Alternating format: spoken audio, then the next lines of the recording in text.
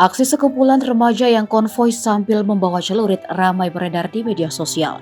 Namun sepertinya aksi para remaja ini salah pilih lokasi. Disebutkan mereka konvoi tidak jauh dari markas TNI. Tak menunggu waktu lama mereka diciduk aparat TNI. Akun Twitter @heraloops mengunggah dua video yang memperlihatkan remaja lagi konvoi lengkap dengan senjata tajamnya. Kemudian video kedua, nasib para remaja tersebut usai ditindak tegas aparat TNI. Mereka diminta tiarap, berjejeran tanpa baju dan kemudian dipanggil satu persatu untuk diberi ganjaran.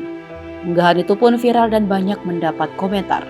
Pro kontra tentu saja keluar dari pendapat para netizen.